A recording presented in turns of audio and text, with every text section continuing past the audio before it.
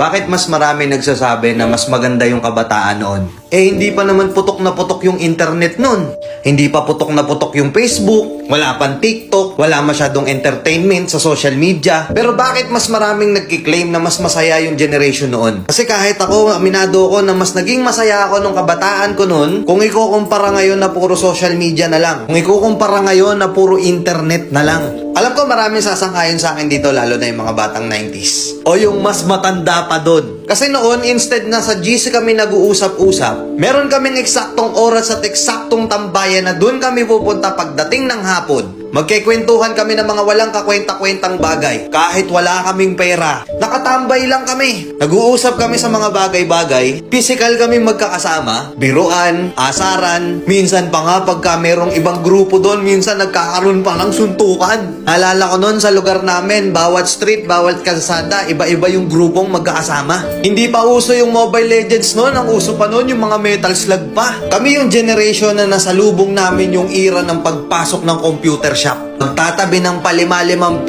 sa baon para makabuo ng 10 o 15 pesos para makapaglaro sa computer shop pagdating ng hapon. Grabe trash talk nun. Sobrang ingay sa computer shop. Dalawa lang yung sikat na nilalaro nun.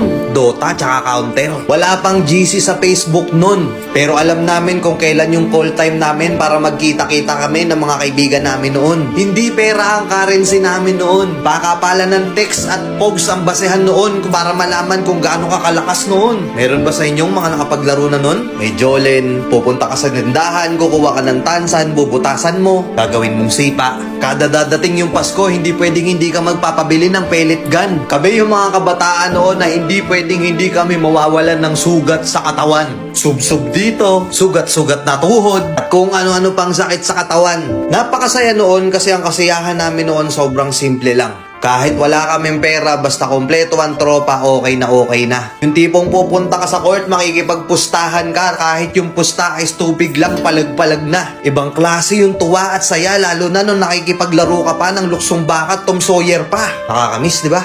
Ngayon kasi hindi na eh. Ngayon kasi yung ibang kabataan ngayon, hindi na nila nakakanasan yun. Ang nagpapasaya na lang sa kanila, yung mapasagot nila, yung crush nila ngayon. Puro pag-ibig, masyadong nagmamadali. Nakapokus na lang sa social media, hindi na lumalabas. Siguro oo, dahil nga yun na yung kinalakihan nila, masaya na sila dun. Pero aminin man natin at hindi, sa mga nakaranas ng mga ganong klaseng kabataan noon, mas masaya, di ba? Na kahit gutom na gutom ka na maghapon, may palo ka pa pag-uwi. Hindi yun mahalaga, ang importante kahit gusgusin na yung itsura mo, as long as makalaro mo yung mga kalaro mo, okay na. Masaya ka na. Nakakamiss lang balikan. Tapos ngayon yung buhay natin, hindi na ganun kasaya. Hindi na ganun kasimple. Kaya minsan, naiisip natin, sana bata na lang tayo ulit. Oo, wala nga tayong pera nun, pero masaya tayo. Hindi ganun kalaki at hindi ganun kabigat yung problema noon.